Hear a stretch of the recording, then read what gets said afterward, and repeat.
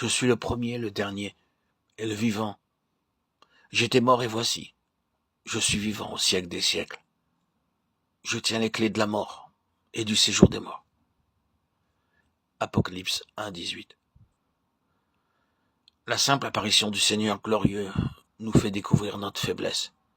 Mais bien plus que cela, elle nous fait connaître la magnificence du Seigneur. Il ne s'agit pas, en dernier lieu, de voir ce que nous sommes, mais de voir ce qu'est le Seigneur. Si nous le connaissions, nous connaîtrions aussi nous-mêmes. Le Seigneur poursuit le désir de se révéler lui-même à nous. Combien réconfortantes sont ces paroles. Moi, je suis le premier, le dernier, le vivant. J'étais mort et me voici vivant au siècle des siècles. Je tiens les clés de la mort et du séjour des morts. Apocalypse 1:18. Puisqu'il est un tel Seigneur, il pourrait conforter Jean par « Ne crains pas ». Le Seigneur Jésus est le premier, le dernier, le vivant. Il est mort à notre place. Mais il est maintenant ressuscité pour notre justification. Romains 4:25. En raison de cela, au jour du jugement, nous pourrons nous tenir hardiment devant son trône. Nous échappons aux peines éternelles de l'étang de feu par sa mort et sa résurrection, et à la honte de son jugement également par sa mort et par sa résurrection. Examinons-nous pour voir si nous dépendons vraiment de la mort et de la résurrection du Seigneur, si nous sommes attachés à quelque chose d'autre.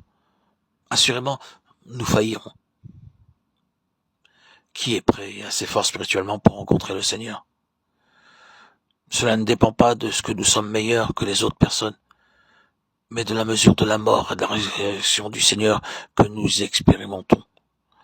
En effet, si nous sommes devenus une même plante avec lui par la conformité à sa mort, nous le serons aussi par la conformité à sa résurrection. Ainsi, vous-même, regardez-vous comme mort au péché.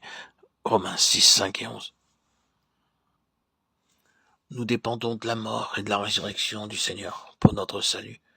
De la même manière, nous dépendons de sa mort et de sa résurrection pour vivre dans la victoire chaque jour. Le Seigneur Jésus a déjà accompli le si grand salut, que ce soit le salut des pécheurs ou celui des croyants. Et nous avons seulement besoin de le recevoir par la foi, afin qu'il devienne nôtre. Il nous faut connaître ce Seigneur mort et ressuscité. Nous devons nous unir nous-mêmes dans sa mort et dans sa résurrection par la foi. Notre Seigneur est le premier, car il est la source de toutes choses.